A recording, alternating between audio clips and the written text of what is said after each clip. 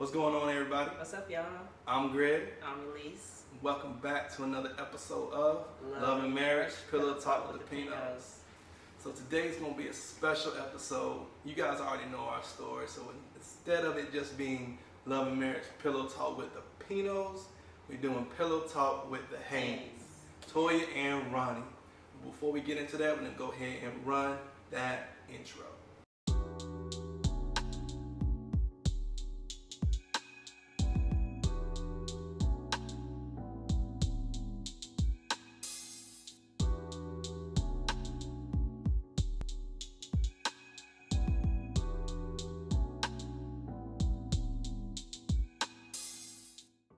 Alright guys, so we are back. Again, we have some special guests in the building with us today. But before we get into today's episode, don't forget to like, share, and subscribe. Hit that bell button too to get them notifications when we drop new episodes. Alright, so we're going to get it started. So first, we just want y'all to tell us about your love story. How did you meet?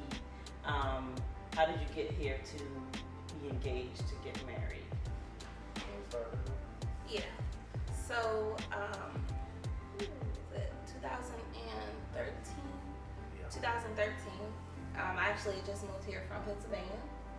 And Harrisburg? Harrisburg. One of my co-workers invited me out, so we went to Mark's. It was like my first time really out in the city, and she got wasted. And so I was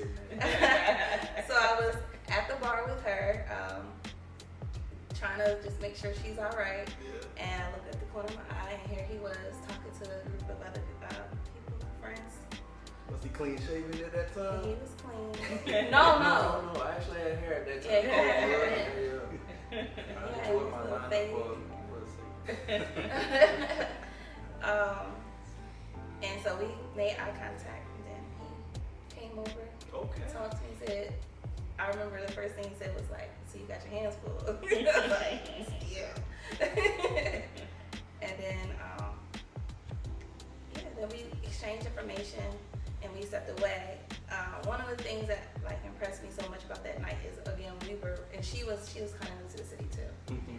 So we didn't even, she wanted to go to another club afterwards, and I didn't know how to get there. Y'all brave, boy. So we were like, Jackson, we don't know where place to we be roaming at. around. We didn't know where we were, didn't know where we were trying to go. We were trying to get to the real team. Real Team, that was my joint back there. Real Team Cafe, baby. I didn't know what it was. I was like, okay. And all these guys, because she was a little tore up, they was all like trying to get with her, and I'm sitting there trying to be a bodyguard, but at the same time trying to figure out where we're supposed to go. And the only person I knew other than her was the guy I just got the number from. So I called him. Really? Wow. I called him and was like, we don't know where we are. We're trying to get to the real team. You know, can you help us out? And he was like, yeah, I'll come by. Just don't get trouble. Okay, good Samaritan. There you go. He came and rescued us, and we went to the real team and hung out. You went in there too? Yeah. Oh, okay.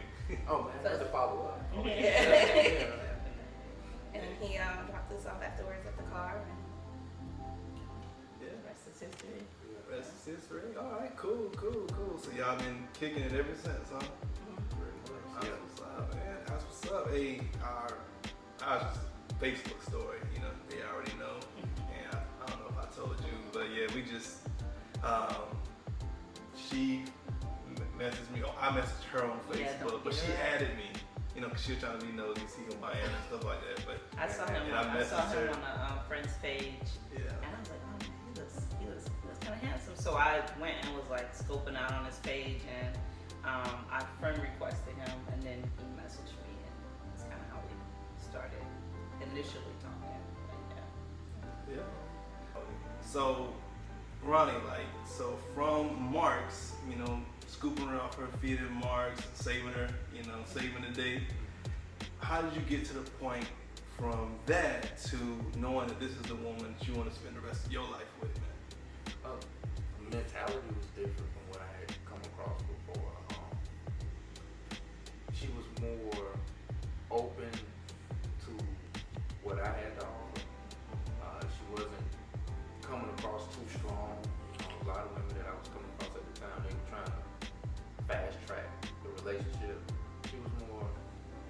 just go have fun for a second, see, find out who I am, find out where this could go, type of deal versus rushing. And that's what kept me interested. All right, so this is a question for both of you, or if one of you want to answer. What are some tips and insight that you can give to other couples that are either engaged or looking to get engaged? Main thing, first thing, just communicate about any and everything. Oh yeah. Any insecurities, any questions you may have had about a certain way things went, questions you may have that just concern you, whether it's good or bad. Just have a conversation. Get that person, get your spouse's point of view.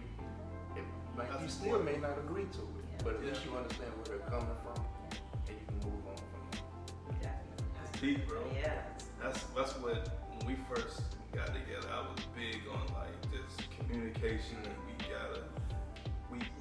we already communicated well when things were good. Like we didn't skip That's a beat, no problem. you know. But then like when things got crazy, and when like we wanted them yelling and screaming and like that, and just okay, what's your point of view? Where you coming from? So like that's huge, man. That keeps the relationship from just being a year long to like forever, man. I think that for us, like that's one of the main reasons why we are still together now, because in the beginning we had a lot of disagreements, and what stuck out to me was petty disagreements, but what stuck out to me about Greg was we were able to communicate. He was a big communicator. Like we have never been the couple that we go to sleep when we're upset or we don't talk for days. That was always big for both of us coming into the relationship. Been a couple slip ups with that, but for the most part, you know, we try to communicate, not just sweep everything under the rug. Because if you do that, man, that rug is never gonna happen. That ain't nothing that would ever happen. You wouldn't let it. I probably would sweep a few things under if I could. That's him. He won't let it. Yeah. He always have to have Can't sweep it under the rug, resolution. man. Yeah. You can't do that. What about you? I would say probably a couple of things. One, go to counseling. If you're really thinking about taking that next step towards marriage, go to counseling, because it's stuff that you might think that isn't important, or you got over, or the other person got over, and you don't really realize how much stuff is underlying, until you get in front of somebody else and start talking it out, and all types of stuff come out. Yeah, we did that too. Remember that one time we had did an exercise where we was like back to back in the chair. Yeah. And it was, I forgot what it specifically was, but I was like, dang, I ain't know you felt that way. Yeah, and then there was one time where he was like, he didn't think that we argued, and then it caused an argument right then, right in front of him. So I definitely agree with counseling. Even with counseling, it don't have to always be somebody we paying by the hour. You can go see a friend, close couple, somebody like that. Or in our case, we went and saw a pastor. Yeah, that's the same with us. Marriage counseling and whatnot. Yeah. Hey man, y'all hitting it. Yeah. Y'all definitely. I think the other thing that I would say is be honest. Be honest with yourself, and be honest with your partner, and believe them. Yeah. I think a lot of times, especially for women, we say, okay, well, he's saying it now, but he's gonna come around. Literally have this conversation with like, just believe what I say in face value. That's what I'm saying.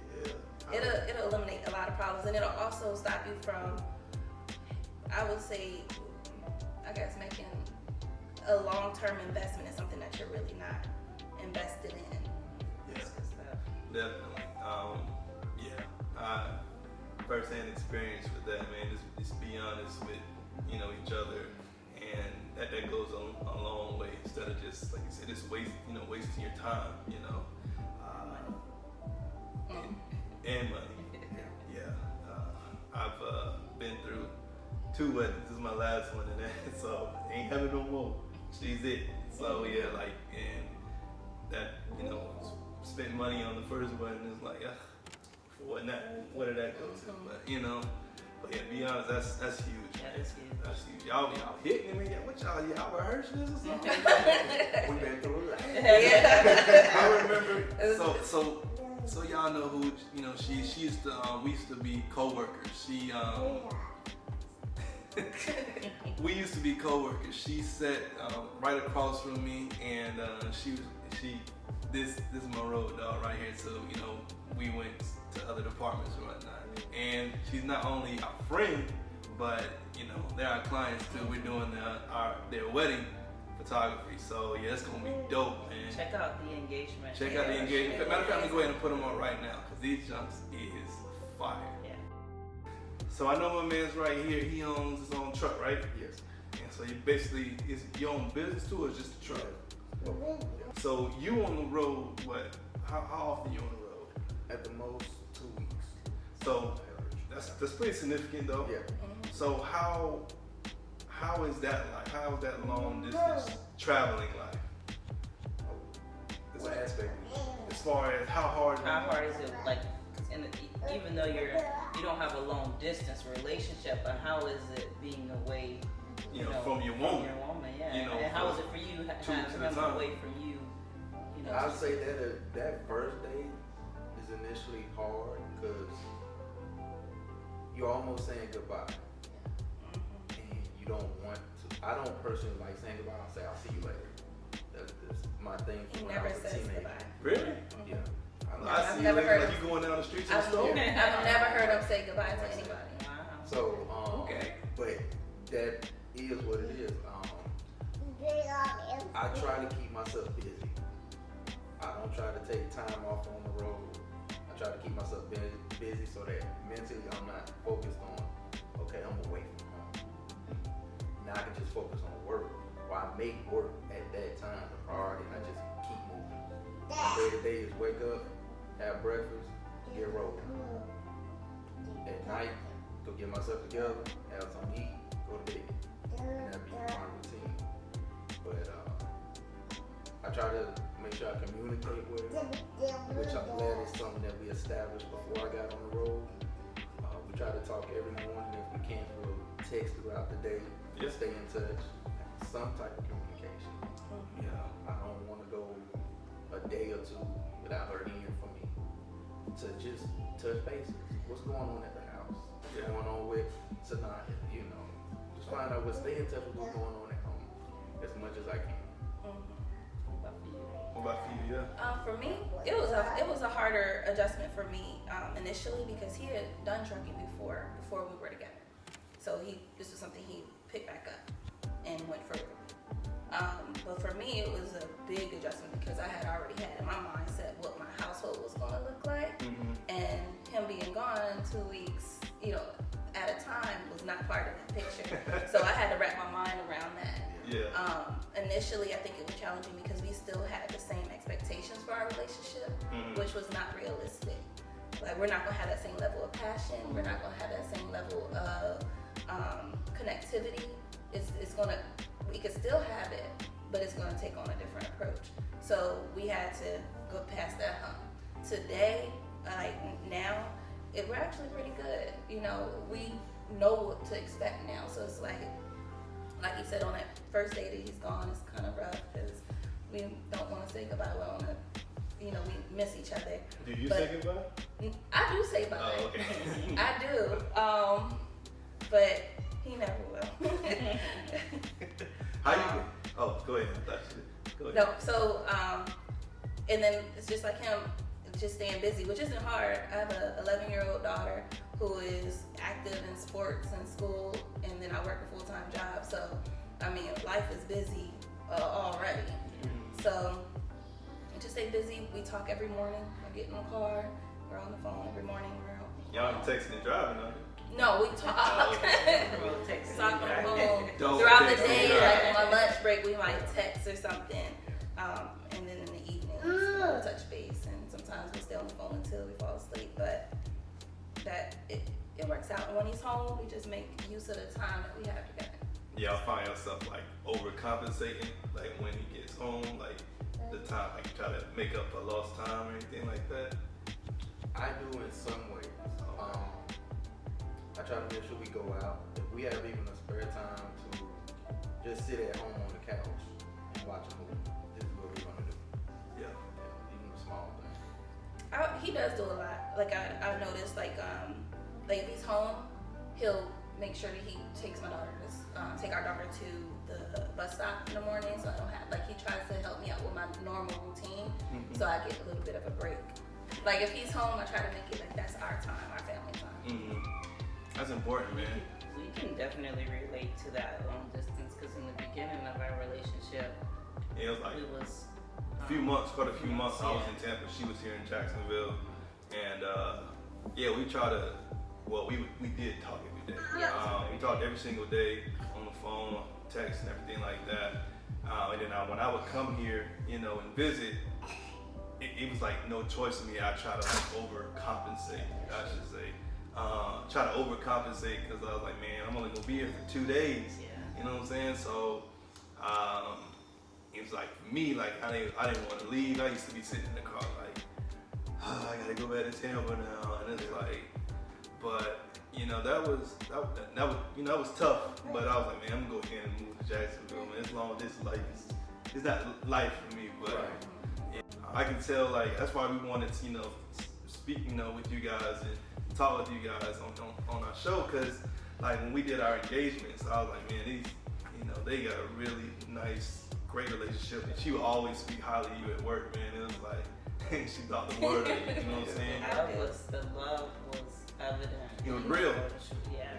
It was real, man. I was like, we gotta get them on, man, because that people see that, people see not just love, but just black love like that, man. They gonna, they be like, man, I want to have that too. I want to make sure, man, you guys are like a spitting image of us. Oh wow. Yeah, I mean, even you dressing like, That's just a coincidence. I did not know this man was going to do that. But yeah, man, y'all. Bald head, everything. Bald head. Even wore boots today. Yeah. Well, yeah, man, you guys, man, love y'all relationship, man. Just keep doing what y'all doing, man. Y'all are inspiration even to us, and we're already married, so we appreciate y'all for joining us and sharing your love story with our viewers, and I'm sure someone is going to be inspired by this love story that you shared today. No doubt, man. Appreciate it. Thank you. Absolutely, man. Thanks for coming on. But that's our show for today, man. Again, if you like our content, please like the video and subscribe to our channel. Yes. And we appreciate it. Again, this is for Toya and Ronnie, the future Haynes, joining our show today. And grace and peace.